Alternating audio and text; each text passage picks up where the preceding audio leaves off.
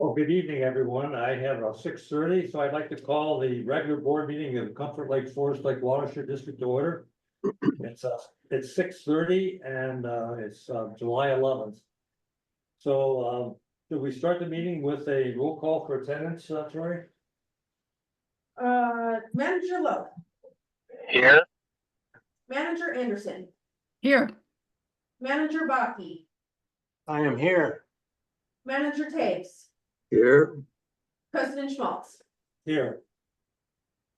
Okay, so we have a full quorum, a full attendance tonight. Next item is setting of the agenda. Are there any changes or corrections or additions to the agenda? Mr. President, Yeah, Manager Anderson, go ahead. I just have an update on the lease situation. Okay, It won't take long, just a few minutes, so if maybe under old business. so why don't we add that as item C under old business? Okay, Okay, good, thanks, Manager Anderson.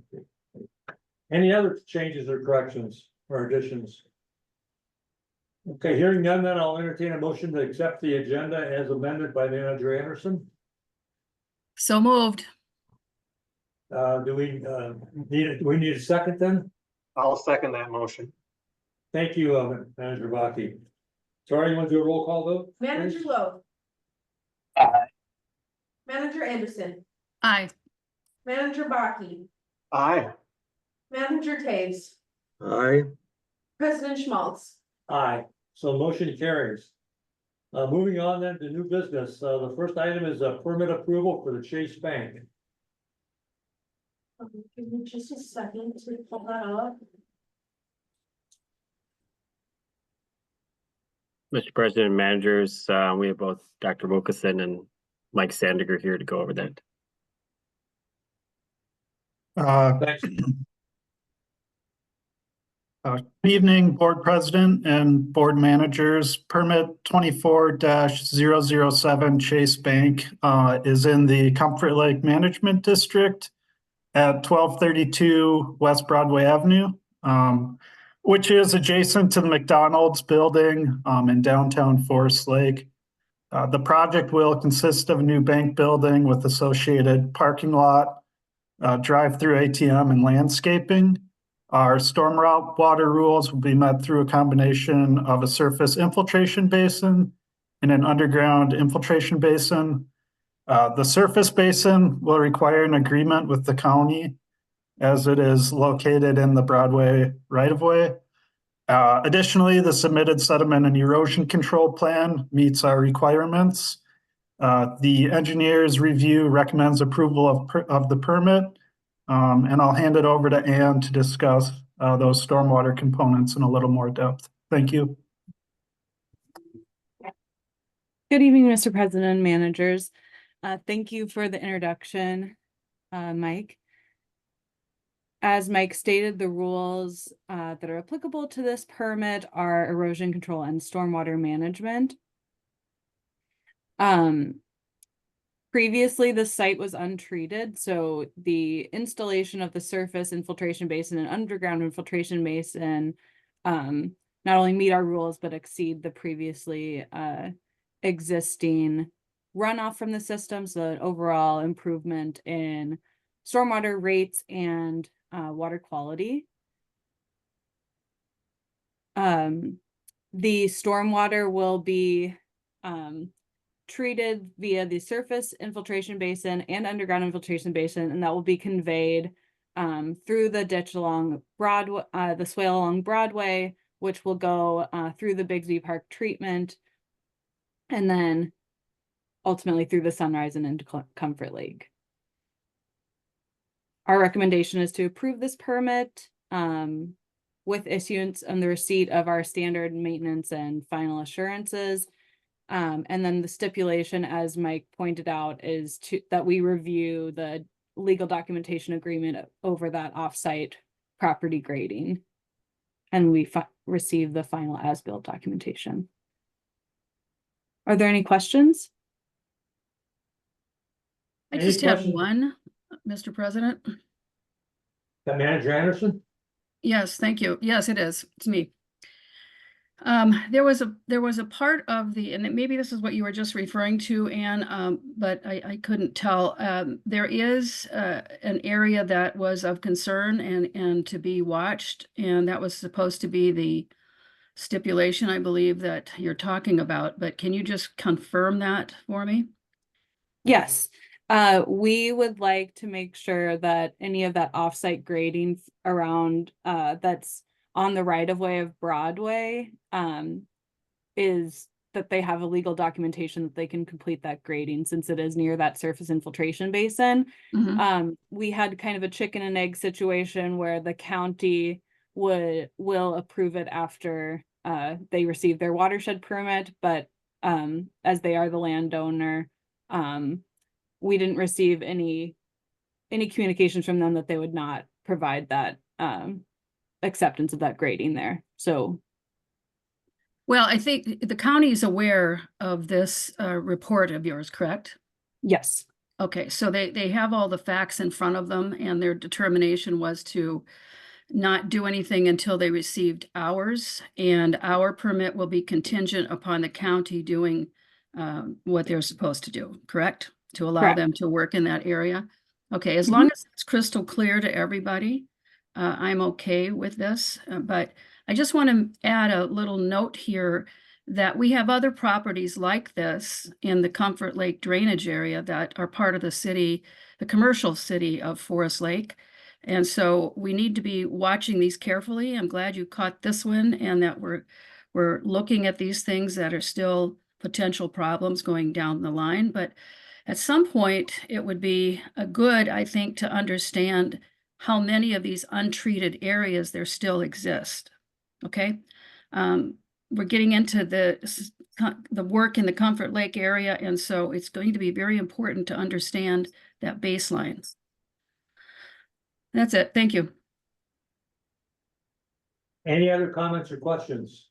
Mr. Chair, Yes, Council, Councilman Holman, go ahead. just to clarify and be certain, and you're saying there's grading in the right of way, but you're not saying that any part of the proposed stormwater facilities are in the right of way. Is that correct? That's correct. Okay, thank you. I guess there was one more clarifying question, Mr. President, if I could. You're going ahead, Grant. Is this the property where the Kentucky Fried Chicken building used to be? Yes. Okay, all right, thank you. And I did have one question. If you reference the rate control summary chart or box, you'll notice that on the north side, there's a significant reduction in flow for 2-year and 10-year. But then when you get to the 100-year number, there's almost just a small percentage change, maybe even 8 or 9%. Is that a typo, or why would that be? Because on the south side, we see a fairly significant reduction at 100-year also. And if we're able to absorb a 10-year rain, that should show up more dramatically in the 100-year number, I would say. So I'm just raising that question. Sure.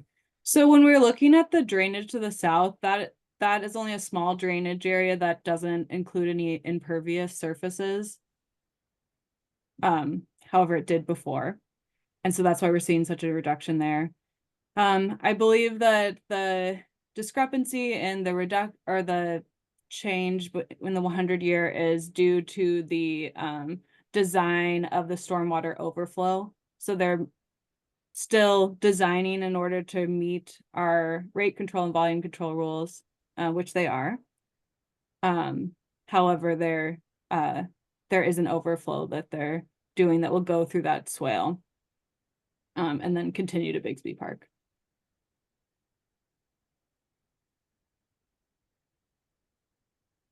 I don't know. It seems to me that if you have a 4.2 cubic flow per second for 10-year, and you reduce that down to 0.36, you should get that same reduction in the 100-year rain, right? At least to begin with. So wouldn't that reduce the 7.5 by at least 4? Unless you're completely bypassing I guess that's what I don't understand. Mr. President, maybe if I could interject here. Sure, go ahead, Sheila.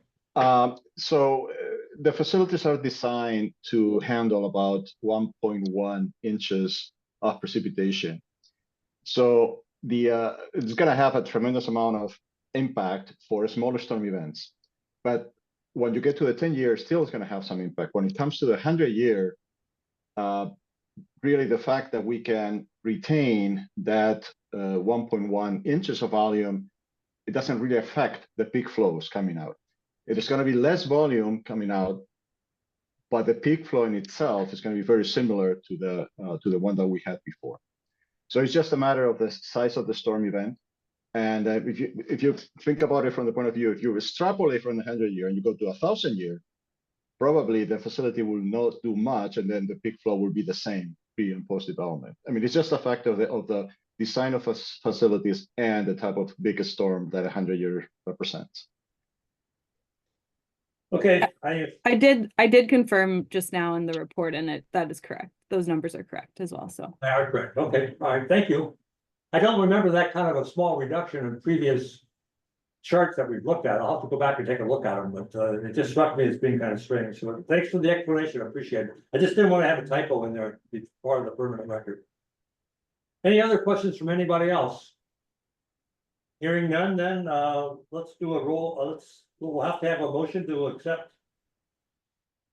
the permit as proposed. I will make the motion to approve permit application 24-007 with conditions stated in EOR's July 1st, 2024 memorandum. Do we have a second to that motion? I will second that motion then. So we have a motion and a second. And Tori, if you would please do the roll call vote. Manager Lowe. Aye. Manager Anderson, Aye. Manager Baki, Aye. Manager Taves, Aye. President Schmaltz. Aye. So the motion carries. Thank you. Next item then on the agenda is the Minnesota Watershed Annual Conference Resolution. Mr. President, managers, as noted, these are the annual resolutions and just providing the guidance and information to the board for consideration of any resolutions that they would like to bring forth by the deadline, which is September 1st. No action is needed on this. Any questions?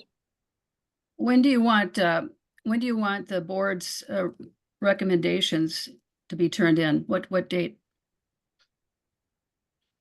Well, typically we would like it the first regular meeting in August, and then that would give the board some time for consideration or adjustments, and then final approval at the end of August. Okay.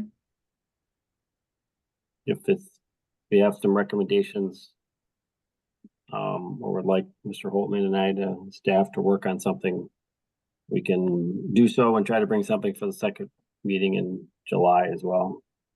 Okay. Thank you.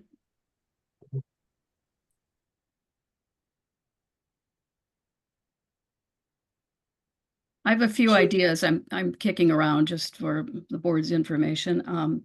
But there's also one on the to be I forget what it's called, but anyway, it's the ones that are running out of time. They've been on the agenda for 5 years. And one of them, the top one on that page is one that I put forward, the board did a number of years ago, probably 5 years ago. And I would like to refresh that one. It has to do with quarantining lakes that are infested with AIS and giving the lake time to heal before the public accesses are reopened up.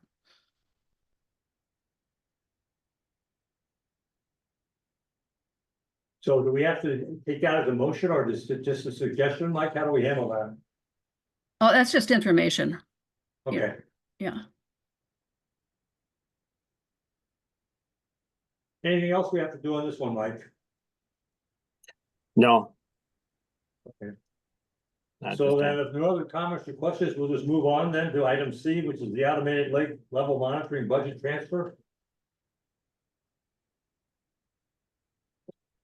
Mr. President, managers, kind of given some of the recent activity regarding high water levels in various lakes, including 2 that have ordinances by the respective LGUs for no wake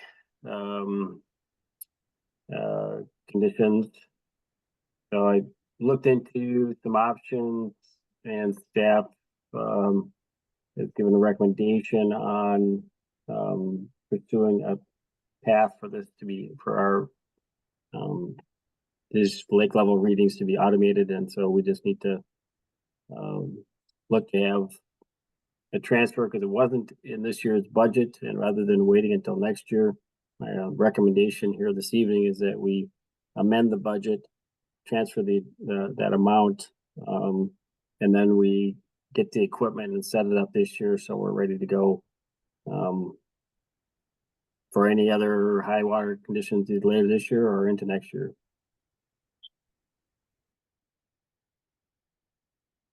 So any comments or questions on this discussion? Yes, Why don't we make a motion first and then we can open it up for discussion, so let's get it on the table. all right, I will make the motion to amend the 2024 budget for account 3-004-D to 70,500 and to transfer 9,500 from account 3-004-D to account 3-003-C. So we have a motion. Do we have a second now? I'll will second that motion. Thank you, Manager Baki. So we've got it open for discussion now or comments. Manager or President Schmaltz, I have some comments. Go ahead. Yeah, I think this is very, very much needed. Last year, when I was the interim president of this Comfort Lake Association, this issue came up and I thought it had been resolved, but apparently not. So it reared again this year. And I think this is a good way to handle it. And the money obviously is in this account, not likely to be spent on its intended purpose this year.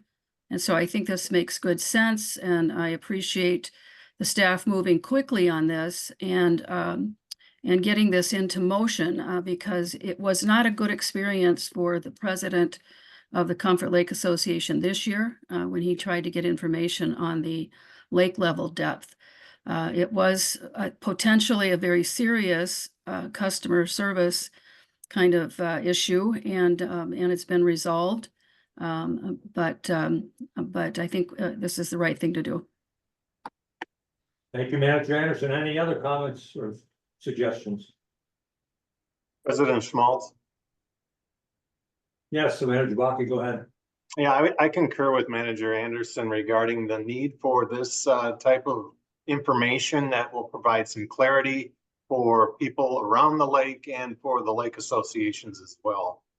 There is some confusion as to when high water has been achieved, and I think this will help provide some clarity.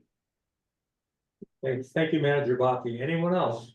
Yeah, Mr. President, Yes, go ahead, Manager Taves. as we start to look more towards flood mitigation and climate resiliency, I think this collection of data is really important to have in the books as we move forward. Okay, thank you. Any other comments? President Schmaltz. Yes, go ahead, Manager Rose. I'm just curious on both on the low end and high end of the automated system level monitor.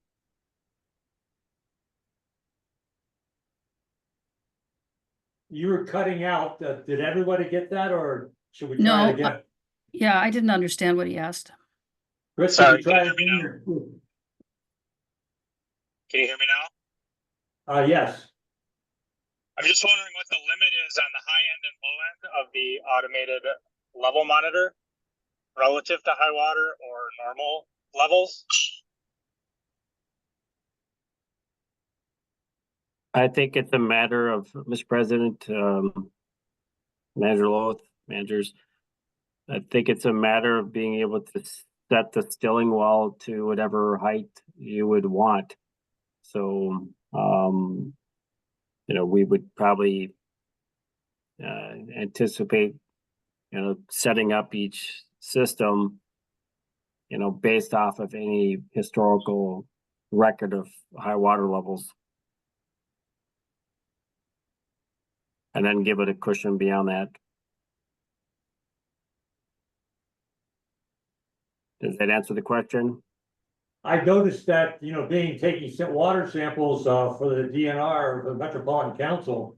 One of the questions they ask is, what is the lake above or below the ordinary water level? So that which should probably be the standard we use, unless there is, as you mentioned, some distinctive requirement for a specific lake, like a wake zone level that they have to have or something like that. So I just offer that as a suggestion when you make that discussion with staff.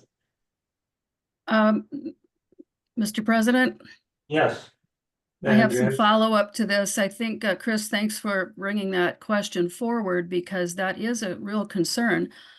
We didn't have readings when we were above the ordinary high water mark early on this season. And in Comfort Lake's example, it was well above the post that the gauge was on. And so I don't know what staff did or if they reached out to the DNR to find out what to do in that situation, but we may not have the accurate reading for how high the water was this year. So I think that's a really good question because we can't go by averages from the past because we're not going to be dealing with that going forward. And we have to have a good way to set those readings so that we aren't missing something like we did this year. So I would just recommend that we always use our experts at EOR and the DNR combined probably to set whatever level we need to set to make sure that we're addressing the higher rain events that we've been seeing and that we're expecting going forward. Mr. President, if I may. Yes, Cecilio, go ahead. Yes, that's, typically the way it's done. We have a pretty good idea right now what the 100-year high water level of the lakes will be. I mean, because of historical data and also because of the modeling that we have. So typically what is done is you set your maximum and your gauge to be at the high water level 100-year and with a little more buffer, as Mike was saying. So we will be able to catch everything below that. And then when we have a flooding event, we'll be able also to catch that. So it's the way it's typically set up, the automatic monitoring. So Cecilio, not having the readings this year on some of our high precipitation events is not going to impact that setting of the proper amount going forward. Is that what you're saying? Or proper height, I mean? Okay. Correct. Yeah. Okay. Correct. Well, that's good to know. So that because we might have missed some important data this year, it's not going to impact our scientific approach moving forward. Yeah, and I just wanted to just double down on this statement, but lake levels are one of the basic things that are captured in any type of monitoring program. And so I'm glad that we're going to be taking this step into technology to help us get in the moment type of readings and not relying on people getting out after a rain event. So I'm glad we're doing this. Thank you, Manager Anderson. I agree with the rest of the board about the need for this and the importance of this. I just had a couple technical questions, maybe not so technical, but practical. Do we have enough experience with this equipment that we're pretty well assured that we don't need to test out or try some things for a while to make sure before we buy all the different lake monitoring systems? That's the first question. The second question is there any precautions we have to take to minimize vandalism with the new toy that'll be available for everybody to throw rocks at or whatever? Mr. President, managers, good questions. The first one, so, this is not a new technology, if you will. There are other entities using this and EOR has experience with it. And this is information that, we would like to set up to automatically be updated onto the website. So, the footprint is such that it would largely be protected and so while nothing is, I guess, vandalism proof, we would not expect, based on the design and what we know of in other locations, for this to be a problem. Okay, good to hear. Thank you, Mike. If there are no other questions, I'll prepare to call for a roll call vote on this. Any other comments before we take a vote? Mr. Okay, Chair, hearing- Yes, go ahead. Manager Lowe, go ahead. You go ahead, Chuck. I was going to note your comment on the chat. All right, thank you. Just wondering if are the levels able to be monitored remotely, or is it something that staff would have to go to the sensor and download the data on a regular basis? My understanding is that the way that it's set up is that, and what we attempted to do previously was to use a cellular data system that would send the data to the district, and it would be uploaded onto the website. And the amount of the transfer today is to cover all the lakes that are being monitored, plus that remote monitoring capability. I didn't catch all that. I'm sorry. Sorry, the amount of the transfer, does that include the equipment plus the ability to monitor the levels remotely on all the lakes that are being monitored? Well, we're going. This is going to try the 3 main lakes first. If that's 3 major lakes. Can I respond to that, please? Yeah, go ahead, Manager Anderson. You said 3 lakes. We have 4 major lakes. Little Comfort wasn't on the list before. So I assumed that was going to be added to it. It's one of our 4 major basins. Why wouldn't you want to do Little Comfort as well? The culvert under Highway 8 equalizes the water levels between the 2 water bodies. So while there may be some nominal water increase coming in, but it would be negligible in terms of the data from Comfort Lake to Little Comfort. Well, it's the reverse. It would be Little Comfort to Big Comfort, and Correct. Little Comfort itself as a standalone basin.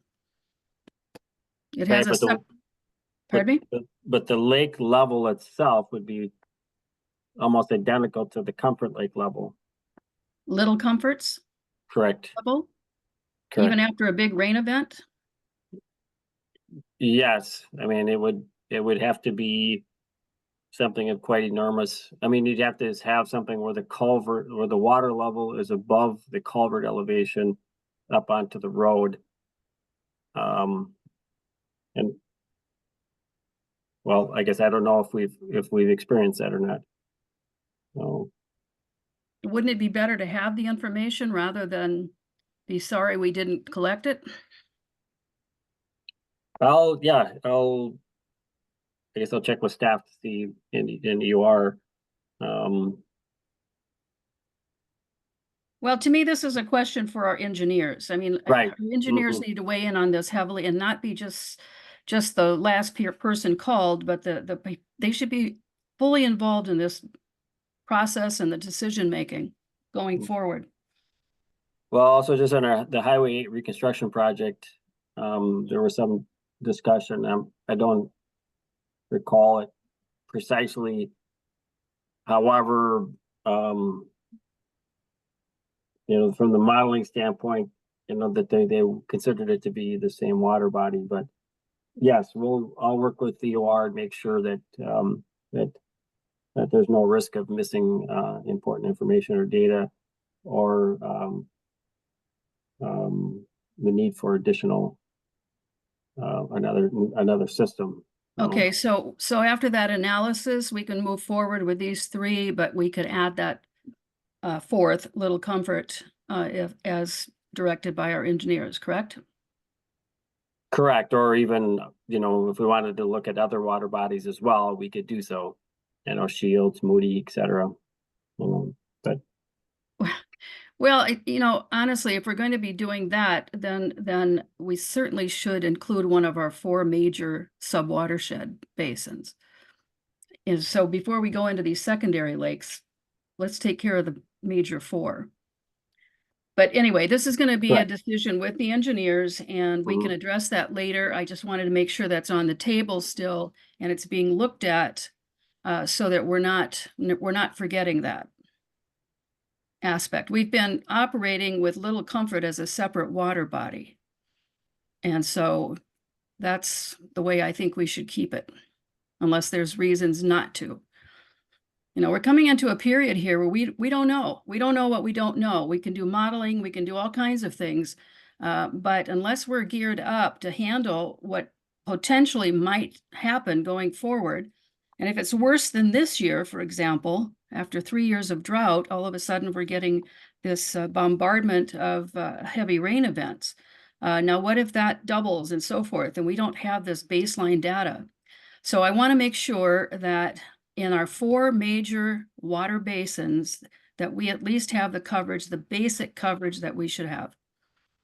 That's my point. So I'm ready to move forward on these 3 with the understanding that we can revisit the 4th major watershed basin, subwatershed basin within our district boundaries at a future time. certainly. Okay, if there are any other comments, I'm going to ask for the roll call vote. Tori? Manager Lowe, Aye. Manager Anderson, Aye. Manager Baki, Aye. Manager Taves, Aye. President Schmaltz. All right, so the motion carries. Moving on then to old business, public relations, market research report. Mr. President, managers, this item was sent out to the board to last meeting in June. And then, as mentioned, we intended to then have a discussion with MPG, and I see Mary Pat and Dana are here, so. I don't know if Mr. President, if you want to have a motion and then go into the into the presentation or discussion from them. Why don't we do that? There's a short motion, if someone would like to make that, please.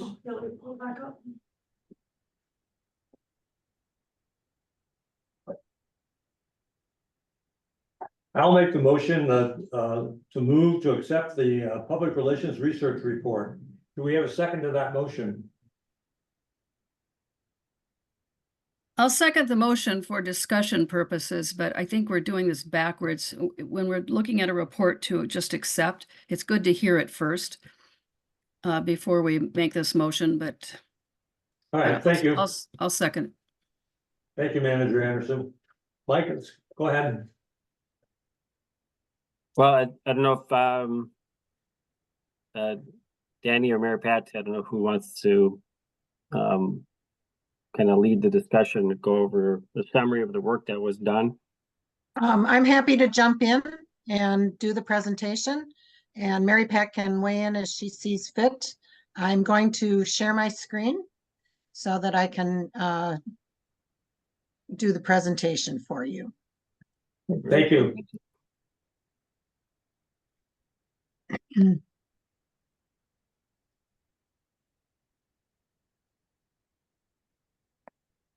Okay, I've got about 10 or 11 minutes worth of information. I'm going to try and move through it quickly. So we did do this for the purposes of communications and also with the idea in mind that there's interest in increasing participation in Comfort Lake, Forest Lake, Lakeshore programs.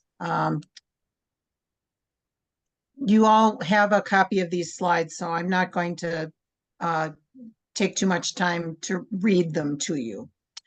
We looked at leave some time. We're going through this 10 minutes is what Emily had given us to do, and then we're leaving time at the end for you to ask any questions that you would like to ask. So just want to interject that. Yes. So we looked at we started out with 4 different target audiences and zeroed in on lakeshore owners who've had a site visit but had no in-ground lakeshore restoration project completed. So the investment of Aiden's time and effort has been made in meeting with these folks, but they haven't bought the program, as it were. The other target audiences we talked about that we did not yet study were lakeshore owners who had completed a restoration project, those who were new to lakeshore restoration and Comfort Lake, Forest Lake Watershed District programs.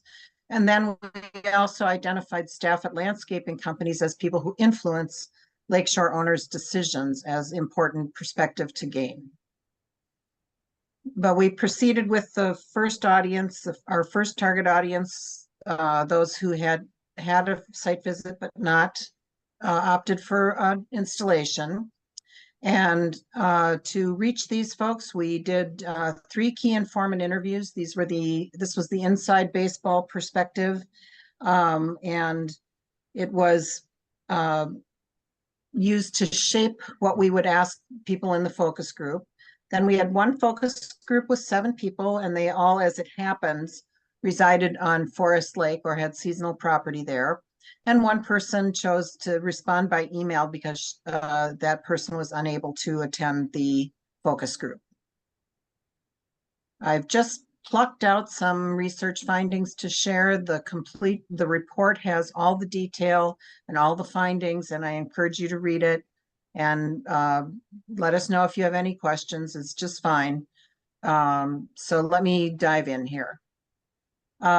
We made an effort to assess their knowledge about what is a healthy lake and what isn't a healthy lake, and what is natural shoreline, what is not.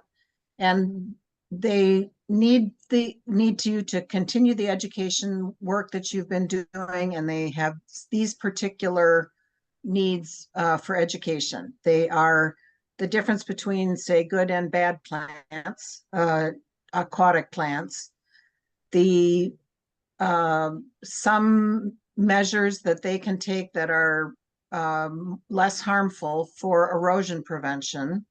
And then they need some simple layperson's way to recognize healthy and unhealthy water. So for example, being able to say, you can see the bottom at a depth of X feet is a healthy lake. Something they can get their heads around. We talked to them about what they value about the lake. These values are things we want to resonate with as we promote and interest in the lakeshore restoration programs. These were a couple of quotes from focus group participants. I'm just going to skip the next slide, but I want you to know these are not in ranked order. The sample size was too small to really, it would be misleading if I ranked them for you. So it's time with family, peace and quiet, water sports, they mentioned many different kinds. There was this issue of an open view of the lake, fishing and boating, seeing wildlife. They mentioned various species that they were interested in watching and just enjoying the beauty of the lake. We also talked to them about things they dislike about the lake, life at the lake, and these would be things that they need the district's help in managing and alleviating. And those were, we heard about weeds, and weeds. Again, not distinguishing between beneficial aquatic plants and harmful invasive aquatic plants. And we heard about erosion. We talked to them about their perceptions about, you know, what is a natural shoreline? Do they like natural shorelines? And what do they know about restoration of natural shorelines? And one takeaway from that was that people talked about they have different types of lakeshore, smaller lots, steeper lots, sandier lots. And this affected what they saw as the pragmatic solutions for their property. Keep in mind, these folks were mostly on board. They'd taken the time to have a site visit. So you're getting the perspective of folks who are in the choir, if you will. They do run into difficulty in negotiating with neighbors and family members about their choice for a natural shoreline. And so if we can do some things to provide them with talking points or tools or other ways to validate and support their choice of natural shoreline, we would be helping them to make this decision and support them continuing with the decision. Then we also talked to them about perceptions about the district's programs and services. And this was all good news. The participants were had a lot of praise for Aiden in particular, because he does the site visits and they liked the materials. They thought the information was great and they got a lot out of it. Again, the education needs, I think there's some things that they need more information about. And then in terms of effectively reaching this audience, because we heard about different types of lake shores, we also heard about barriers to implementing natural shoreline projects, and those mostly centered on budgets, not just dollars, but time, and also the different, the scope of the project. And there was one person in particular who raised the issue of phases for a project so that they didn't have to tackle the whole thing at one time. But I do think that effective outreach and program support for this audience will provide options for these different needs. And while it may not be the most desirable thing, people are interested in doing something if they can't do the whole thing. So to offer pocket garden plans at various price points fills a need they have for being able to say, if I've only got $100, what can I do? If I've only got 500 or I've got 5,000, what can I get done? And or if I only have this small segment of shoreline that I can give up because I've got storage and other things going on, what can I do in this smaller space that could be helpful and beneficial? Right. There was a sense that if I can't do it all, I still want to do something. Keep in mind, there are some limitations to the research that we did. We had only enough budget to do one focus group. We had a small pool of people who met the criteria for that group, recruited from 13 different sites. So tip of the hat to the staff who worked very hard to invite these folks to participate. We again only talked to one of the 4 target audiences. And then this is qualitative data. We didn't have access to a sample of, say, 100 or more people where we might be able to do a survey and get some data from which we could predict outcomes. But the data is of tremendous informative value, and it's descriptive, but it's again not predictive.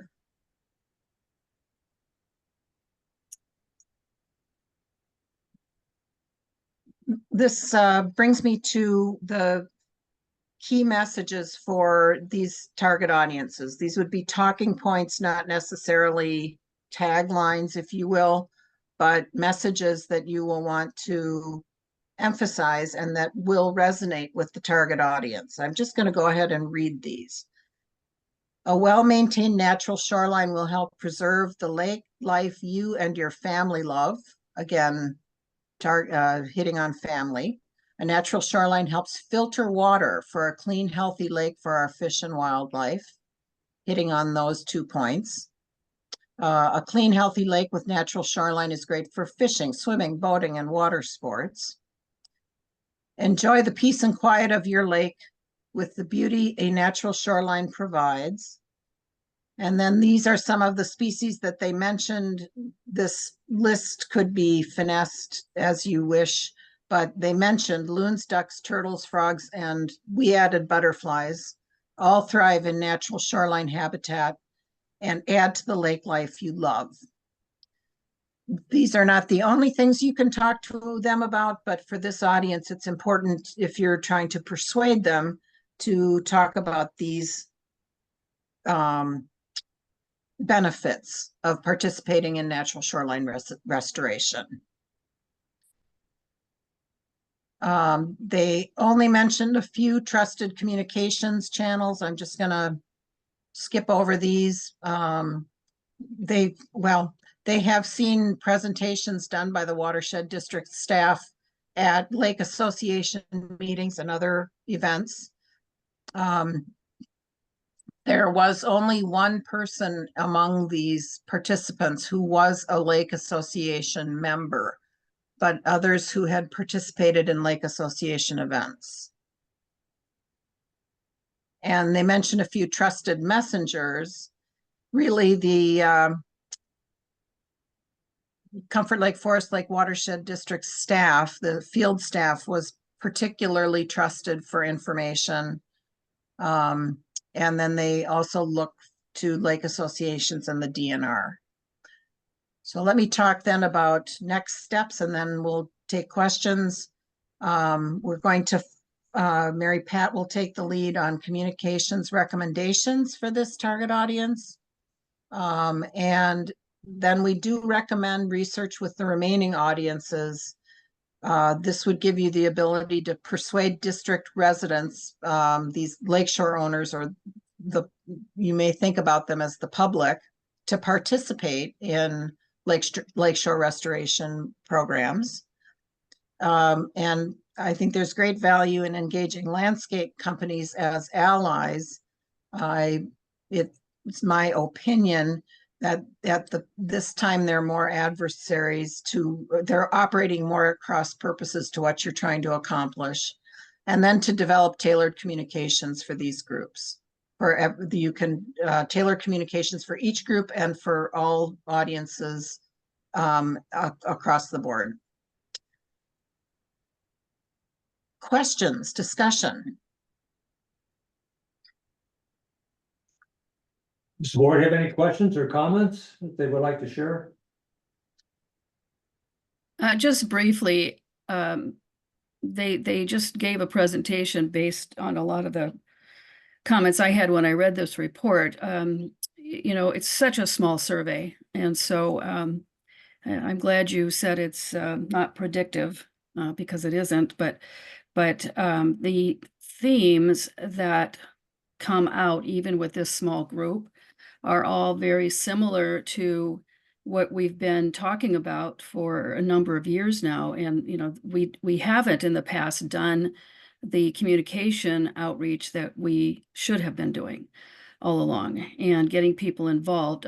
Specific to this shoreline project, it just seems to me that, you know, our staff does a good job, but it's kind of like asking a person out in the desert if they want a glass of water. You know, they're so thirsty for knowledge about their shorelines and their lake habitat and so forth, that whoever comes out is giving them that drink of water, you know, that bit of information that they so need.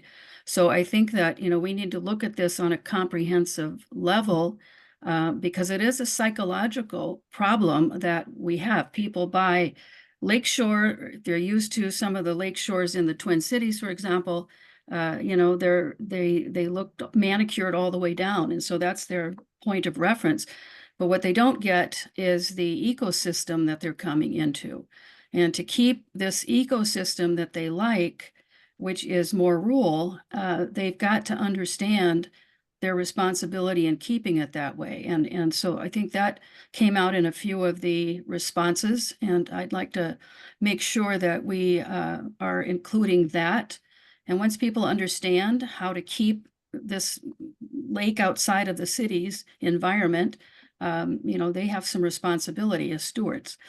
And we need to make sure that we're enforcing that in our communication pieces, and why that natural shoreline is so critical to the lake's health, but also to some of the things that we're trying to accomplish with AIS. So we've got to make that encompassing. But I thought you did a good job with the limited budget that you had, and Thank you. the fact that you bring out that it's inadequate for some of the things that you might want to use a survey for just speaks to your professionalism. So I appreciate that. Thank you, Manager Anderson. Any other thoughts or comments? President Schmaltz? Go ahead, Manager Baki. Yeah, I'm trying to determine what this information really tells us as far as what our next steps ought to be. I do think our sample is too small to really draw any real conclusions. I mean, from what I understand, we had 11 people who provided input and only one person from Bone Lake. It sounds like the rest were from Forest Lake. It seems to me we need a more comprehensive database to draw from. It's just, it doesn't tell us anything more than what we already know. And I'm just trying to determine how this can direct us. I do appreciate the work that was done to put this together, and I understand the challenges. Those are the challenges we face in trying to get people to come forward to provide us with some information. Tell us what is it that you need? What is it that you want? I can tell you from my own experience in being on our own lake association what I'm hearing. But again, I need to hear it from a broader base of people from Comfort Lake, from Forest Lake, from Little Comfort, from other areas of the district, people who don't live on the lake, for example. How can this information benefit them? How can we provide them with a better quality lake experience? I think that's kind of what we're looking for here, and it needs to be much more than what we're seeing here. I'll just address, if I may, one piece of that. Sure, go ahead. Go ahead, Darnie. Okay, and that is that this is, even though a lot of it confirmed what you thought, it still is information you did not have before. So I do think you're ahead of where you began. And to use this to shape some communications, we mostly, measuring outcomes is something that I look at in marketing. And I think I don't want to scare you off using this data just because we're saying we can't be sure we can measure outcomes from it. And it will help guide what you're doing. And it did come from the people that you need to be targeting. Again, I would say there are some players in among your base who we have not heard from. And the landscape companies in particular concern me as not having a good awareness about these issues, because they're advising a lot of people. A lot of these people are on, you know, they're on your side. They want, and they're still having some problems with some of the financial rewards, some of the programs that are being offered, because it's just too much for them to get their heads around. And yet they're your number one fans, if you will. So there are people that you can call in to be your key communicator base. Some of them have single family homes, some lived in a condo situation. They're all dealing with neighbors who have perceptions. And those neighbors are who we really want to get to, right? And those landscapers, and I hate to say it, but the DNR. The DNR gives out some information that they give you the lowest common denominator instead of telling you, here's the high bar that we want you to be at. You know, I have neighbors, I live on a small lake in central Minnesota. I have neighbors that say, well, we're not breaking any laws. No, you're not, but you're not doing the environment any good either. So it's that education piece. So I think we've got some great key messaging that we can help reinforce these people that are your biggest fans, your biggest advocates that are out there, and really being able to tap into them and use them again to run things by and kind of look at all the messaging you have right now and to know, gee, we've got to educate people on XYZ. Our website's not working as well as it could for us. What else could we do? What are some others? So we've got recommendations for you on a communications level, just based on this information. But yeah, we'd really like to be able to talk to those other target audiences, and, you know, landscapers could be your allies if they have a better understanding of, say, coming in and just putting in total riprap. Why shouldn't they do that? You know, that type of thing. So being able to talk to some of these other target audiences and doing that research, you'll have a much more comprehensive look and be able to develop a better plan. It doesn't mean you can't go forward with some of the key messages that we have right now, because it's a good representative group of those fans of yours, those key communicators. Thank you, Mary. I think we spent more than 10 minutes on this. I think we need to move ahead, so I would recommend Sure. we accept the report and then move ahead offline and decide what our next step should be. Sounds good. So. Very nice with talking to you. Yep, nice, thank you so nice much. talking. Thank you. Yeah, thank you. So let's Thank take a you. roll call vote to accept the report, unless somebody else has a comment. Anybody else have a comment from the board? Well, just to reemphasize, something with this level of discussion really needs to be a separate workshop. I mean, we've got a really tight, these tight agendas for our regular meetings, but this certainly deserves more time because it's very comprehensive, as you said. It's not just the shoreline stuff. It's the communication on a broader level with our constituents. So Thank you, I would Manager. recommend at part of our discussion moving forward, Mr. President, would be to discuss a workshop environment. That, or else we can set up a committee to work with some of the staff on this. So that's another approach we can take. Yep. So with that, then I'm going to ask Tori to do a roll call vote to accept the report. Manager Lowe, Aye. Manager Anderson, Aye. Manager Baki, Aye. Manager Taves, Aye. President Schmaltz. Aye. So the motion carries, we accept the report, and we'll take next steps here to move forward with this whole thing. With that, then let's move on to the next item of business, which is the office space planning. And I think we have EOR with Kevin here.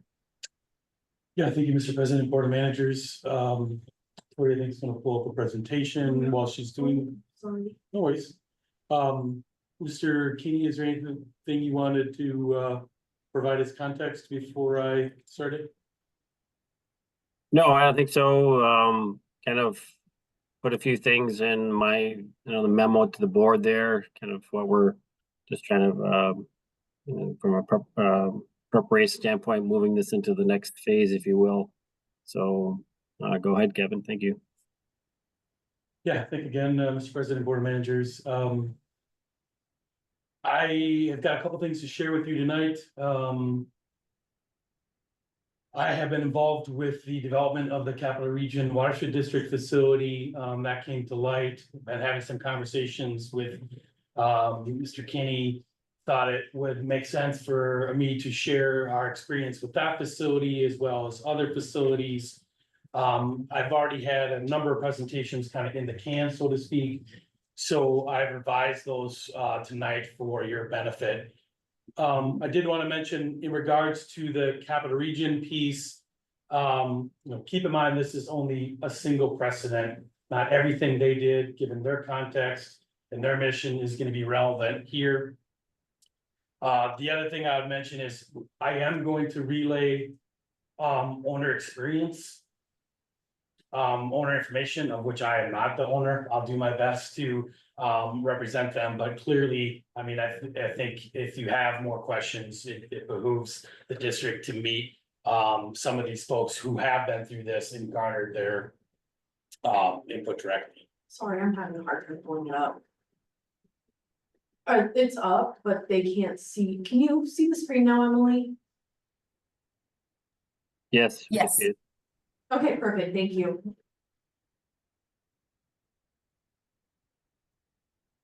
Did you say this was on? Yeah, just maybe put it at the. It was working earlier. We might just have to do the old fashioned next slide. Okay. Next slide, please. There's gonna be a lot of that, so I'm glad you're.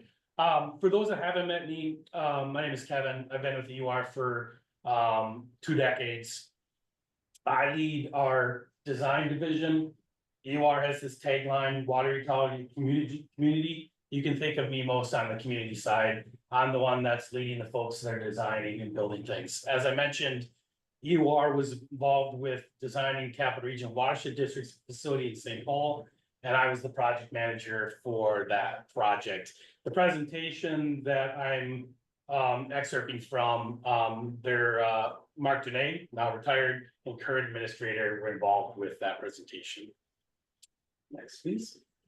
I just wanted to mention real briefly. So EUR on the Cap Region site was involved with all things site. There was an architect involved. That happened to be this entity up on top, MSR Design. They're a partner, as it happens, that EUR has done maybe a dozen different projects with across the Midwest. So I'm going to relay owners' aspirations and vetting. And again, this is just an expert. I know that it's getting late, so I'm going to fly here. This is just a snapshot of their particular timeline. What they experienced from the point at which they said, we want to own and operate a facility, going through purchasing land, all, the primary steps, if you will, on closing on property, hiring an architect, breaking ground. We got involved in 2017. That design process was about a year long. They were breaking ground in 2018, and they moved in right before 2019. And they've been in that space now for a number of years. By all means, if anybody has a question as I'm going along, please let me know and I'll do my best to answer it. Some of you, I suspect, have visited this facility because it is a facility that does outreach, that has means for hosting events related to water resources. So some of you maybe have visited. It is in St. Paul. It's just northwest of the soccer stadium. It happens to be just 2 blocks from our office in St. Paul as well. There are a number of things that I'm not going to go in great detail here on, but I found them to be very organized. When we came to the table, they had already had very tremendous clarity on what they wanted, had thought through this, and obviously invested months and years in identifying, what they wanted ultimately when we came to the table. And so we were able to hit the ground running. One of the things that was really interesting, I thought, and actually worked quite effective, but they also very astutely delegated responsibility on how they were going to accomplish this process. You can see here in this architecture with their board at the top, they had a building committee, but they also had, they delegated responsibility to staff.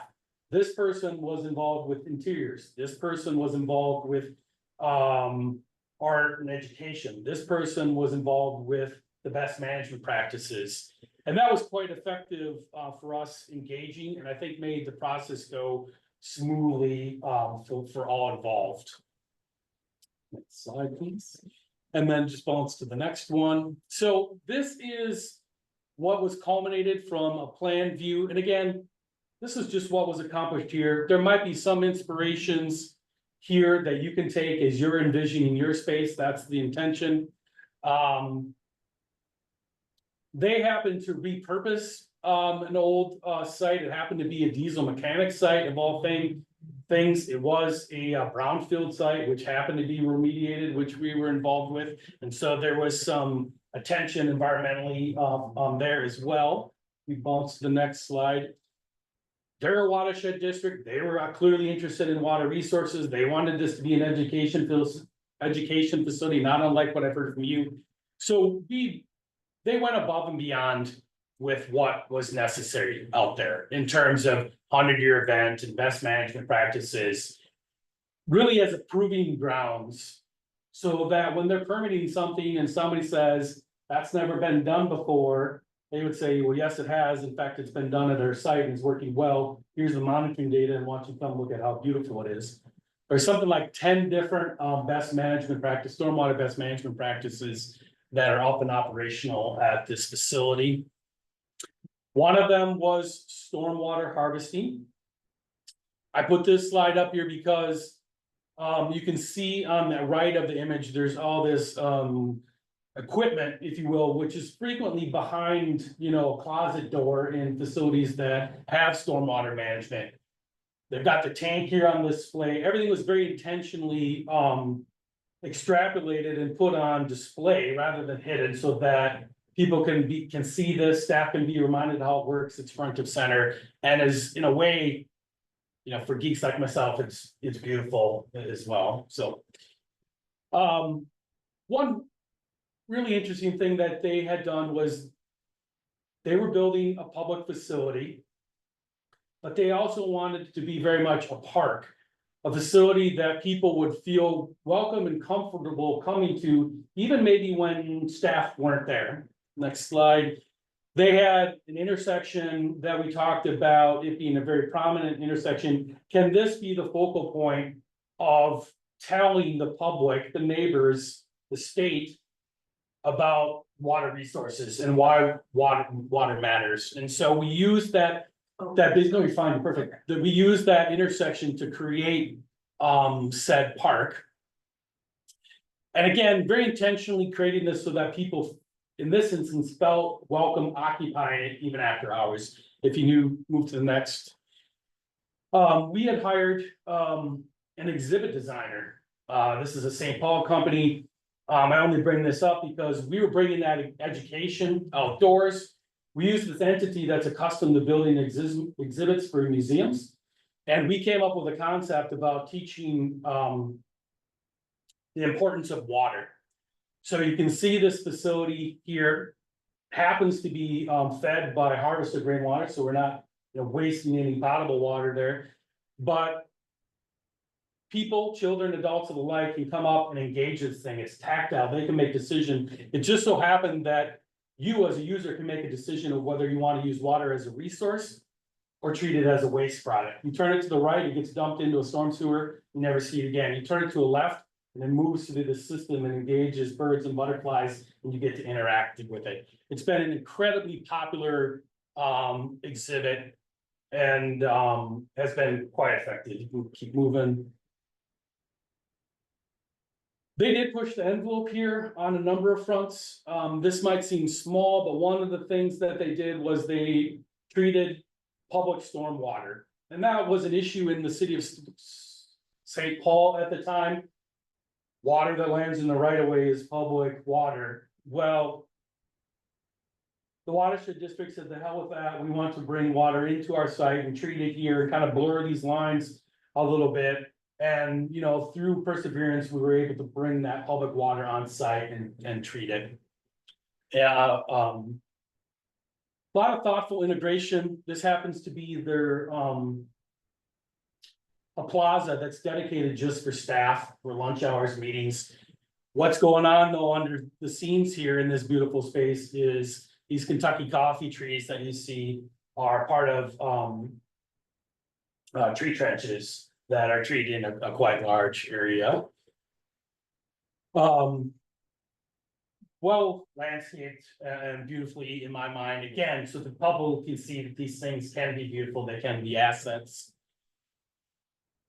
Every attention again is made so that people feel welcome. They can engage these. You can walk right into a bioretention facility. Perhaps you can skip through it at various stages of water and engage it. Couple more slides on Capital Region, and then I'm gonna talk about a few other precedents and then open it up for any kind of questions. Art was a big part of their mission. And if you go one step further for me, again, if people have visited this, there's all kinds of art installations that have everything to do with water resources. This is emblematic of the Mississippi River. Lots of interpretation panels out on site, relaying the message of what's done when staff aren't able to do it. You're beautifully picking up on my timing here. Thank you. Just even subtle little nuances of this starting to be about more than just an office, but an educational facility. We decided to take stamps of animals and stamp those into the concrete. And then we've got this pamphlet that people can pick up, and it's kind of an interactive, you know, can you find this critter type exploration. Post occupancy. So the last couple slides, I'll tell you about how this has been working for them, what they learned, what this cost, how they feel about it, what they might do differently. If you're familiar with LEED accreditation, that has to do with this certification about how sustainable or green your building might be. This is very much about the building in terms of, you know, the impact of paints and water use and light, but it's also very much about landscape. We designed it for gold. After they went through commissioning, they achieved platinum, which is the highest level possible by LEED standards.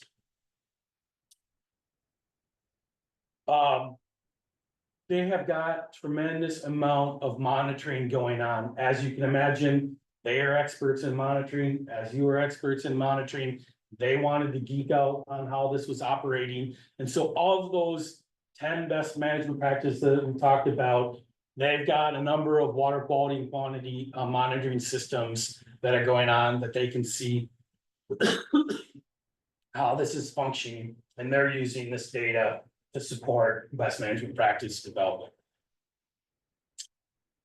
Again, if you've been there, they've got a third of their whole facility in terms of their square footage that is space that is available to the public. You can use this facility. There are a number of different events that happen here that are about water and the environment that have nothing to do with Capital Region, and they open their doors to help facilitate that dialogue.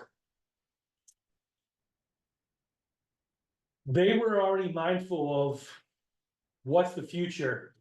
We're building this for tomorrow in terms of staff, number of trucks, and number of monitoring equipment. But what about the tomorrow after tomorrow? We've already gone into expansion with them. They own the adjacent facility. We designed that to mirror the facility. They didn't need the entirety of it, and so they're renting that out and getting, you know, leased hours off of it. I believe it's actually being leased by Great River Grading, which is, you know, a cooperative partner. Lessons learned. I won't go through all of this, and again, I think it would be more beneficial to engage them directly on how this went and what they think they learned. I mean, I believe that, you know, one of the things that I heard was they were pleasantly surprised by the amount of attention that this has gotten, not only locally, but statewide and nationally, given that Minnesota tends to be a leader in all things water resources. This has been not only their office, but a model of, you know, how to do things. I've got some numbers over here. On the left was what they were targeting kind of early on. On the right was what we actually realized for them. So they have 18,000 square feet, 15,000 square feet of that is office, 3,000 of that is garage space and like lab space and storage space. These numbers are public, so I'm not concerned with sharing them. You can see construction cost here at 7.5. You can see what the cost is per square foot. Again, keep in mind that these would likely have been in 2019 dollars, which are way different in 2024 dollars. And then the land cost that they had here. There are other costs that aren't showing up here, but that's predominantly what their investment was. I'm going to share with you a couple other precedents. I've got maybe just half a dozen more slides. And then, like I said, perhaps talk about the scope of work that's before you, answer any of the questions. So if we go to the next slide and then the next as well. Keep in mind, you're likely well aware of this as well, that there are other watershed districts in the metro that have been down this road before. They've built facilities that they consider to be learning centers for, live practices for best management. This happens to be the Mississippi Watershed Management Organization, which is on the Mississippi. They've been operating for a number of years. The one that's up there now is maybe the oldest model in terms of Minnesota watershed districts. This is Ramsey Washington Metro Watershed District. They did things like green roofs that were kind of novel at the time. This facility is probably maybe 15 years old or maybe more by that point right now. A lot of great art in that facility as well. And then the last one of the Metro Watershed Districts is 9 Miles facility. The thing that's interesting about this one is, it's still in an urban area, but where their office is it's less urban. I believe they kind of inherited, if you will, property that was bequeathed to them. It's in a residential area. This is another precedent for the district to consider. Given that there has been talk about this facility potentially being research, lab, learning center, I'm going to share with you a couple other learning center type facilities that I've been involved with, and then a few that I haven't been involved with that, I think have really interesting models that hopefully might inspire you. This is in Sheboygan. My colleague at EOR, Robert Stein, worked on this water learning center.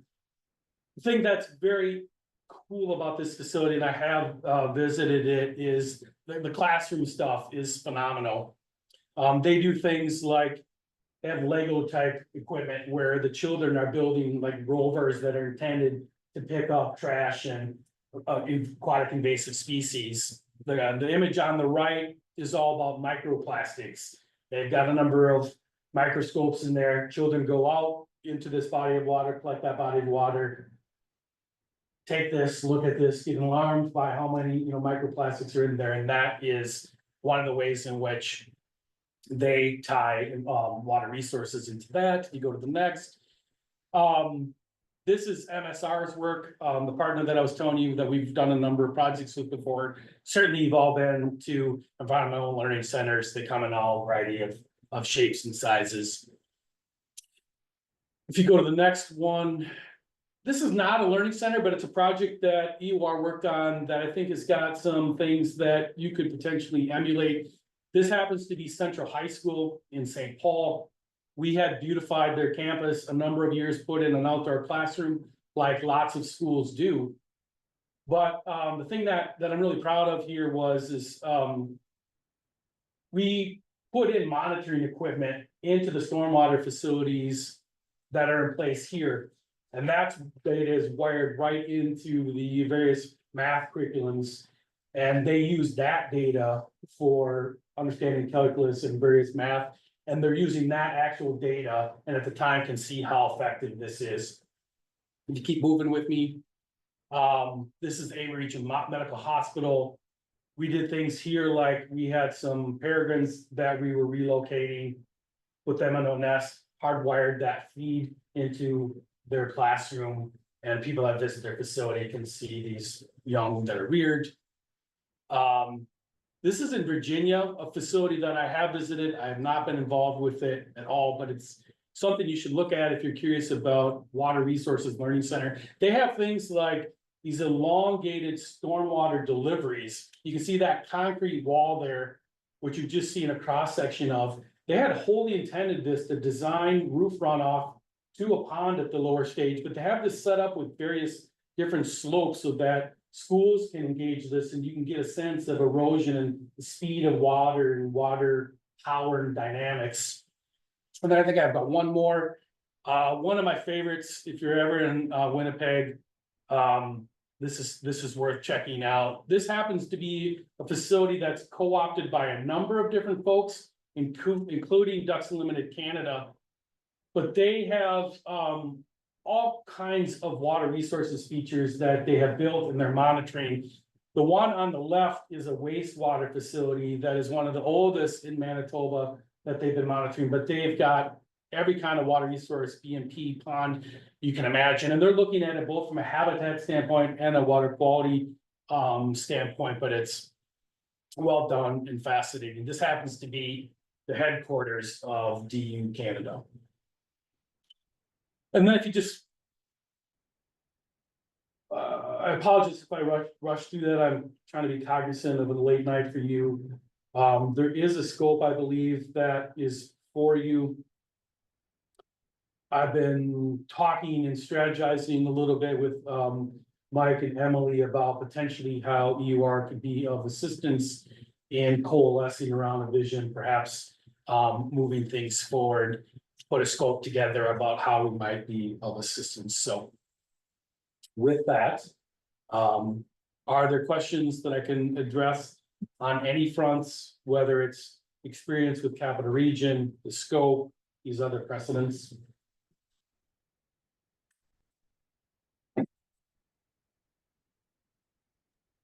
Any questions for Kevin or comments? Not at this time. I mean, your experience is certainly good to take a look at and the extent of it all. So that's important. Appreciate it. President Schmaltz. Go ahead, Manager Baki.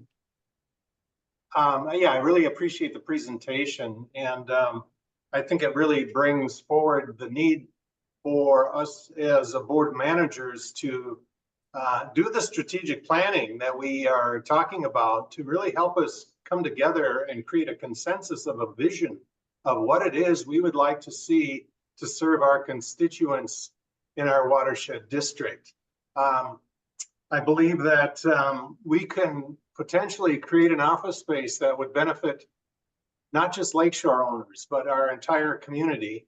And that might be part of what we discuss and what that might look like as we move forward. So I appreciate Kevin's work in putting this together to show us the possibilities of potentially what we could do.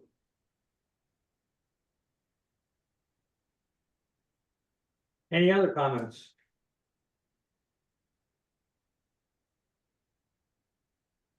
Well, again, I think we have to, we've been at this for a number of years already, and we need to, get some traction here and move forward with specific ideas. So any suggestion that EOR would have to get us together to begin to work on this would be appreciated, I think. And that's what we're looking here, I think, at the schedule here. Certainly, we don't have the knowledge ourselves to bring forth a lot of the ideas that you've shown, but we can certainly use what other people have done and what your experience has been too. Because we'd like to have the best we can in terms of being effective with the audience. Now, there's just been one built, or it's going to be built down in Afton. I think you saw that article I sent around. There's 5,000 kids that have been coming down there now for the last several years. So the kind of exposure, and I don't believe that Valley Watershed District is involved in that directly in that building. I think it's all just an education facility. So they haven't combined offices or anything like that.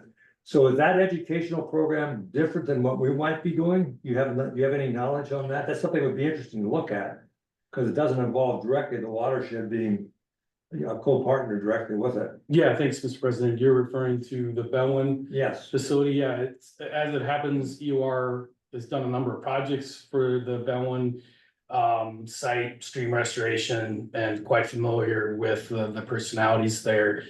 That facility's been open for decades and they've got a strong tie to the St. Paul school system and others. And so they've had this legacy of kids going out there. When you're in sixth grade on May 5th, you know, you go out there and get this lesson. And so they've had that for quite some time. It just so happens the site's beautiful and it's got a cold water trout stream on it and, but no, Valley Branch doesn't have facilities there, but Bellwin has got, considerable staff, you know, of, 6, 8 staff that are doing programming and restoration, at that site. So it's certainly a model, but it, might be a little different. I think it would be advisable for us to better understand what resources we have locally within our watershed that we could build around. So that's something that we probably early on should put, we have a list of properties already that we might want to be interested in. And to consult them so that you're doing something different, not competing, Right, offering up a different opportunity, like I said, rather than competing, if you will, in terms of the attention of. and then, of course, you've got the issue of how interested is the school system in this area, right? So that's something else we had some feedback on that already. But so there's a lot to be done in terms of just pulling everybody together on this whole thing, so.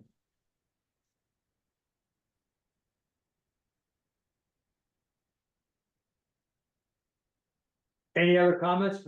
I guess what my thought would be that we might want to put together a small committee to move ahead on this. You started with the building committees, that's what they had before, right? At the capital region? Yes, Mr. President. Yeah. So what your recommendations might be and what we want to do here, so. Has anybody had a chance to look at this and how comfortable are we with moving ahead with these first 2 steps? I thought we were going to use marketing advisors to help us with the first step. Isn't that why we brought them in? Well, Cultivate Advisors, as Manager Baki was noting, is more going to be more on the strategic planning side, but it'll be an overlap from the standpoint of, this would be one component of what we would look to have as a, future direction for the organization.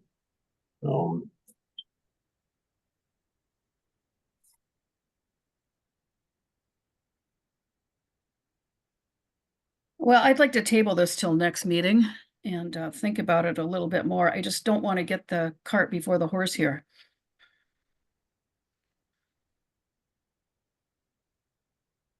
Any other thoughts?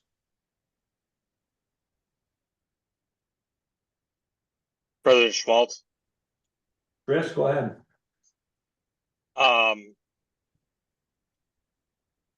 I guess I'm just trying to get my head around the whole project. I think everything that was presented is wonderful. I mean, I think we would take all of it if we could. I guess the question I have is it important to figure out like what we want and then figure out how to pay for it? Or do we look at what from a financial standpoint first and then go forward from there? Well, we have done some planning on this before, and I think we had talked about the concept of actually having a facility that could go either way. In other words, you could have a facility that would be office space. And then you could have the opportunity, if there was support, to have an adjunct to that, which would be educational. And of course, that would depend upon leveraging a specific site location that you could leverage in what you're trying to accomplish in terms of education and everything else. So I think, because we do have a question. I think it's important. Go ahead, Chris. I was just going to say, I think it's important to frame the intent at the start, because that's going to help you convince people that, this is more warranted if we're going to include some sort of community or research or educational aspect. If we try to slide that in at the back end, then you can't. It's a benefit, I think, if we're looking at tying in all these other functions of a building, in obtaining more support for it. So Right, that's why we probably should have a work session on this and decide, because, you know, before we had talked about having a design that would allow us to move forward with both. You know, the ideal thing we'd like to have for this area. Assuming that we would get the support from the community and from the school system, et cetera. If the support doesn't come, then we maybe just go with the office space. I don't know. I mean, that kind of flexibility that would allow you to do that. But that's something the board has to decide. We have been talking about that because, you know, around here, it's hard to get things through to be paid for. That's a big challenge we have unless we can find donors and work on that whole thing. But unless we start sitting down and doing something, we're gonna be here doing the same thing next year and the year after. So, President Walz? But I, yes, You know, it's my understanding we're going to be doing some strategic planning in September. And that is the time for us to sit down and develop a focus for what Kevin has presented as to what it is we want this office space to be. And I think we need to stick to that schedule. In the meantime, I think it's important that we move ahead with some specific designs that we can use and look at. And once again, if we need to go out and visit some office space, you know, do that as well. But I think we can't just keep postponing. We have to start moving forward with a vision of what it is we can offer our constituents in the community that they can benefit from. And I think that in itself will sell it. It's my understanding that there are grants available. This is not something that we have to totally fund through our own budget. There are potentially grants out there that I've been told about that we can access for building this office space. So for us to wait and postpone, I think we need to start thinking more forward as to what it is we want and get that on paper. And perhaps September is the time to do that. Manager Schmaltz, President go ahead, Schmaltz. Manager Anderson. Well, that was Yes. my point, is that, you know, I thought we were going to start with this strategic plan, which was going to include getting the foundation of our building effort started and starting to think about how to communicate that to, even before we have a design, the concept of a separate building or a new building to the public. So that was my understanding, is that it was going to be part of the, what's their name again? Marketing Act. Strategic. Cultivate advisors. Yeah. Right. Yeah. So, but, Mr. President, managers. So the first part of the scope, just for some clarification, is really for EOR to assist staff, and particularly myself, in, going out and looking at other facilities, not just watershed district offices, but other education or public spaces, and looking at these items that they've kind of laid out, including an opportunity to do some one-on-ones, most likely myself with some of the directors or administrators. The second phase then is then for EOR to assist with cultivate advisors. So this is just them, getting prepped to participate in that discussion that we're talking about with cultivate advisors. So they're supporting and in alignment with the work that we're going to do on the strategic planning side, and so then that we can look at that, because we will still want district engineer will be able to bridge the gap between all that work, this future work that we're talking about in strategic planning, to then an architectural firm, and some other future discussions and decisions to be made in the future.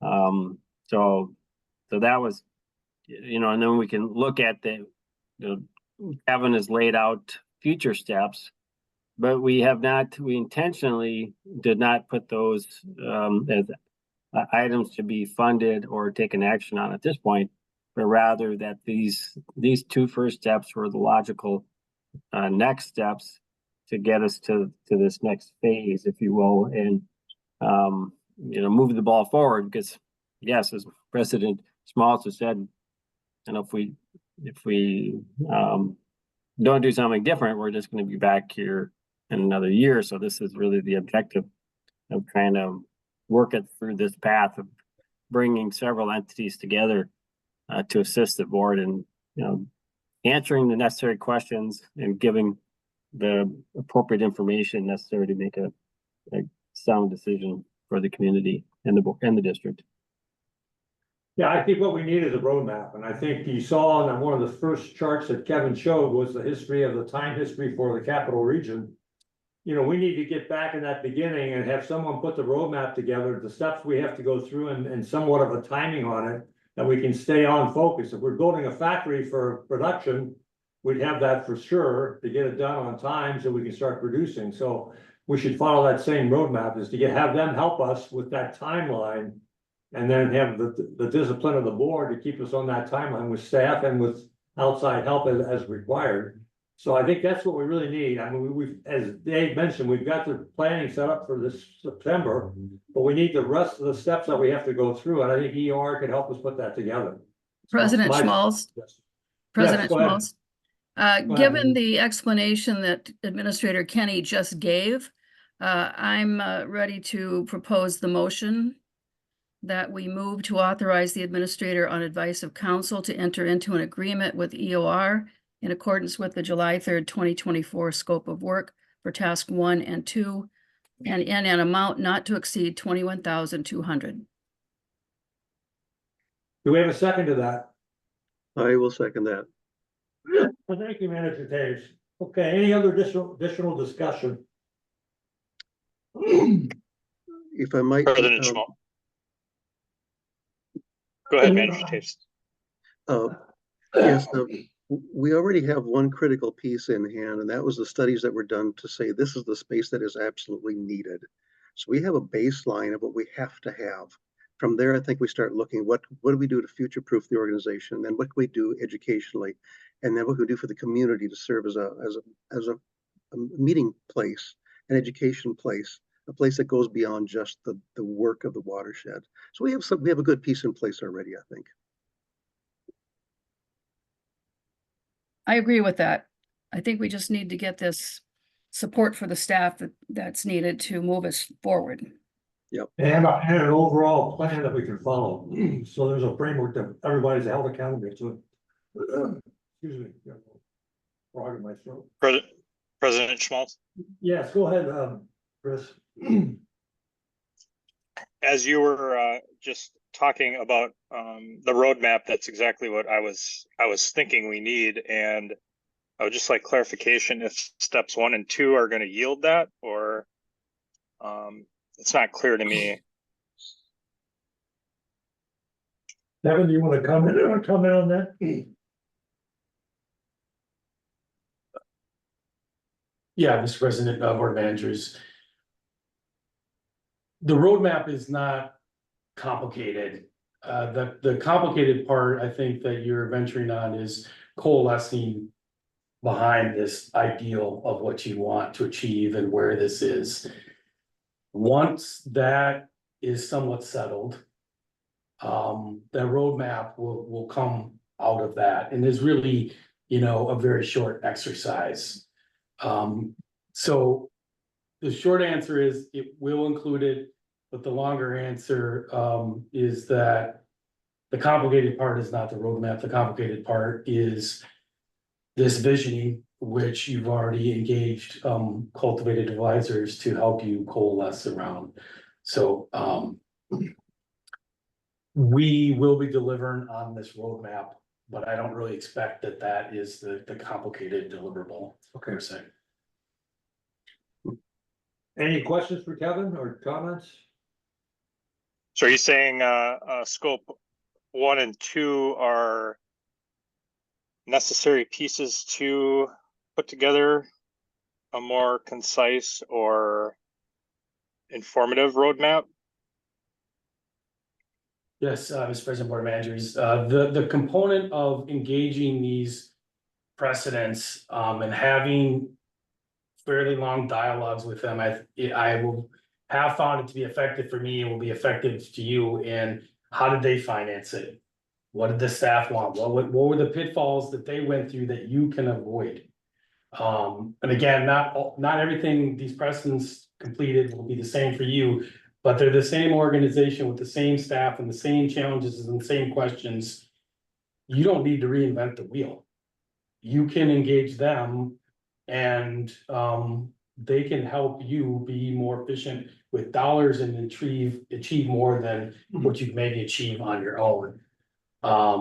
So that was the piece about engaging these precedents part.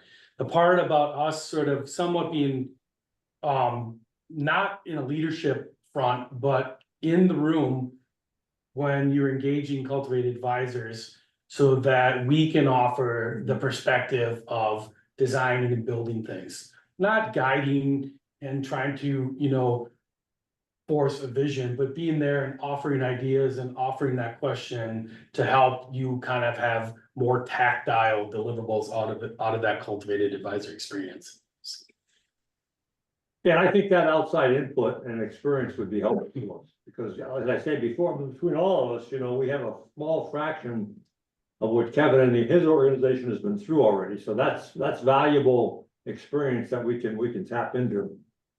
So I think that would be worthwhile having, which is what we're gonna get. So, any other thoughts? Yeah, Mr. President, Go ahead, Doug. how does the timeline of this particular motion work together with the strategic planning timeline in September? Maybe Well, I that's quick think- for Mike.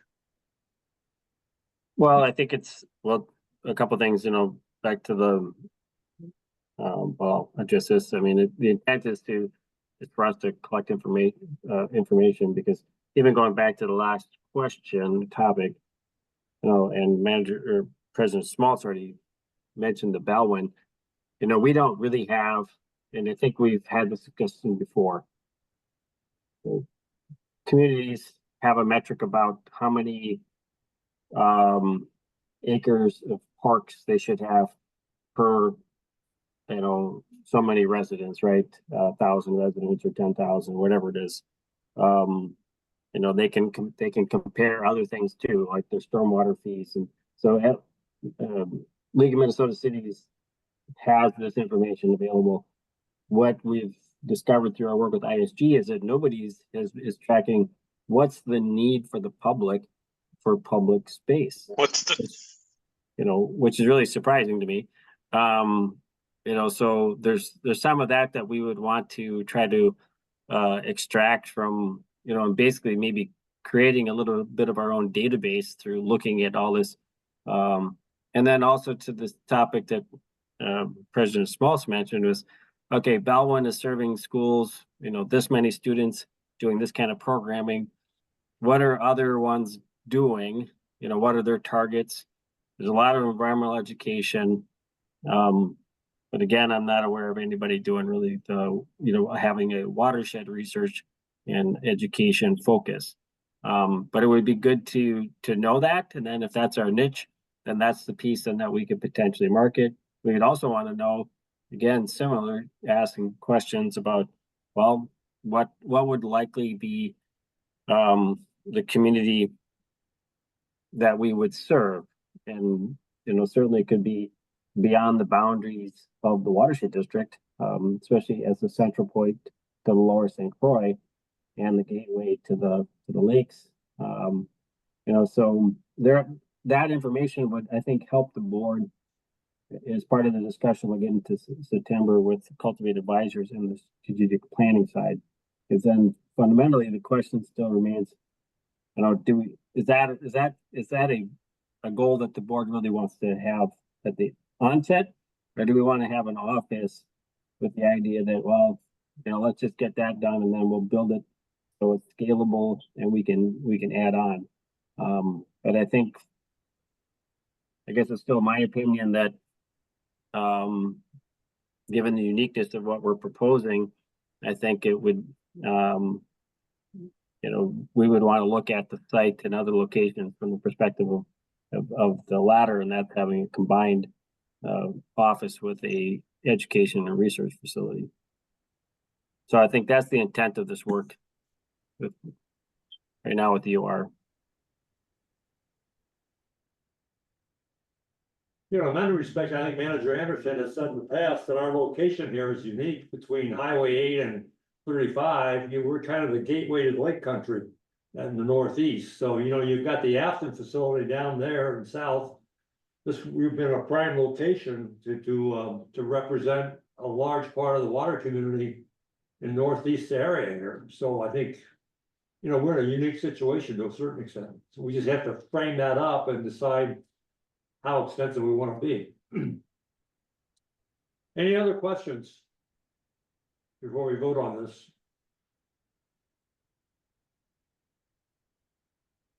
Okay, then, Troy, could you please do a roll call vote? Manager Lowe, No. Manager Anderson, Aye. Manager Baki, Aye. Manager Taves, Aye. President Schmaltz. Aye. So the motion carries, and so I think we should then put this in line with what we've already got scheduled for the strategic planning activity. And integrate EOR into that in terms of helping us with that exercise. Okay, any other comments? That we'll move on then. I think we had a special item added. Kevin, thank you very much for your presentation. We'll look forward to working with you on this. And it's exciting, but it's also challenging, unfortunately. So moving ahead then, Manager Anderson, you wanted to cover some update on the lease, if you would, please. Just, I had a brief conversation this morning with the building manager, and the owners are back in the States. And so he's going to be coming to the office next week to see if all of the outstanding issues have been addressed with Tori, as far as the building itself and keys and all of that thing. But he does expect to have a signed document to us by the end of July. Okay, thank you. Any comments or questions for Manager Anderson? Okay, thank you. Moving on then, we move into program and project update.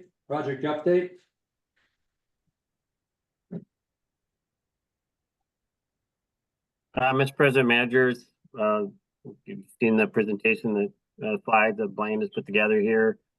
And really maybe the only thing of a notable update is the Heath Avenue project for Little Comfort. The district, I've signed a contract for the survey work to start to assist with the rezoning and subdivision component with the city of Wyoming.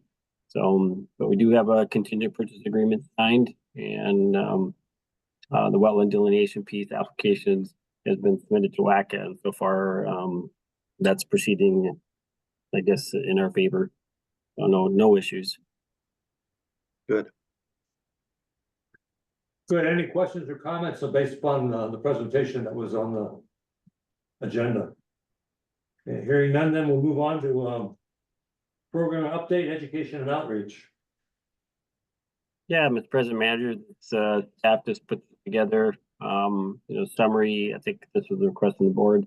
What was spent, again,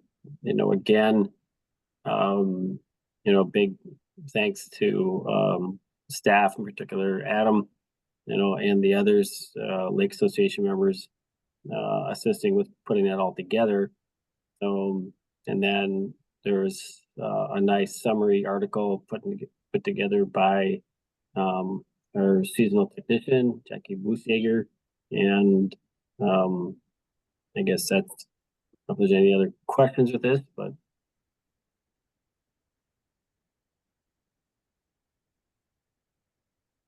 I think it went very well. I think it was exceptionally well done, and I think we've got to look forward to our 25th anniversary coming up here. So I think that's a pretty good model to work from. We have to just ask ourselves, is there anything we want to do slightly different or whatnot? But we've got time for that to work out yet, but should be very encouraging. Right, and so thank you. Staff does have been working on the 25th anniversary piece, and I guess maybe we'll look to try to bring some initial things, maybe to the board president soon. And then to the board also shortly thereafter, at least, framing up the program and things like that. But we would expect that it'd be similar from the standpoint of invites and things like that, but obviously different focus. Okay, well, thank you. Any other comments or questions on that? Okay, then, moving on then to summary and approval of board direction. Mr. Chair, managers, just two items. One is that after staff gets the 3 level monitors up and running, then they'll come back to have a discussion about Little Comfort Lake. And then Manager Anderson suggested a workshop discussion for the public relations report and that topic.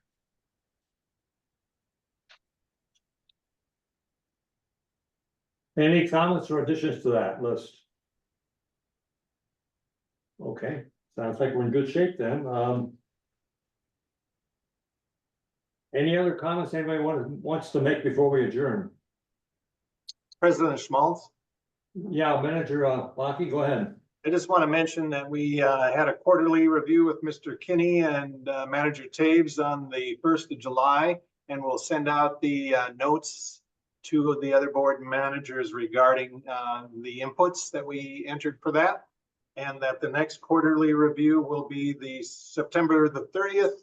And we invite President Schmaltz or Chris Law to attend. Yeah, I will attend to that meeting for sure. And so, Chris, if you're available, you might want to attend also. So thank you for setting that up, Dave. Let's make sure we get it on the calendars of everybody, including Mike's calendar, so we don't have to scramble at the end. And we have a specific time set up for that yet? I don't think we do. It's up to Mr. Kinney. So Mike, why don't you figure out a time that fits your schedule and we'll try to work around that and get it on our calendars. So we don't have to scramble at the last minute. Thank you again, Dave, for coordinating this. Appreciate that. Thank you. Any other comments? President Schmaltz. Yes, Chris, go ahead. Maybe I missed it, but I didn't see an email regarding that. Or can someone possibly resend? On what, Chris? The review? Yeah.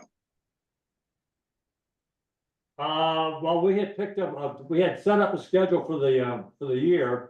And we had suggested that kind of Manager Baki was gonna coordinate this, but then we were gonna have 1 or 2 other managers meet with Dave and with Mike.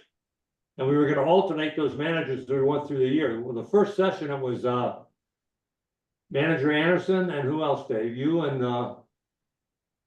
Manager Taves met on the 1st of July. Right, and the second one was basically Manager Taves and then I guess it was Taves again. No, it was President Schmaltz. Yeah. I understand that part. Okay. I guess I thought I heard Manager Baki say the something was sent after the July 1st meeting. No, we haven't sent out the notes from that meeting, and you will receive a copy of that once we've reviewed it. It'll be sent out to all managers. And I'll also remind you of the September 30th date. Thank you. I apologize. I misunderstood you. No problem. Yeah, I misunderstood your question too. So we have 2 misunderstandings. Okay, I think we're squared away. Good. Any other comments? Okay, if not, I'll entertain a motion to adjourn. I'll make the motion to adjourn. Thank you, Manager Anderson. I'll second. Thank you, Chris. Tori, did you roll call vote? Manager Lowe, Aye. Manager Anderson, Aye. Manager Baki, Aye. Manager Taves, Aye. President Schmaltz. Aye. Okay, motion carries and meeting adjourned. Thanks again for a good meeting, everyone. Good night. Thanks Good night. again, Tim. Thank you, everybody. Take care. Good night. Good night, everybody.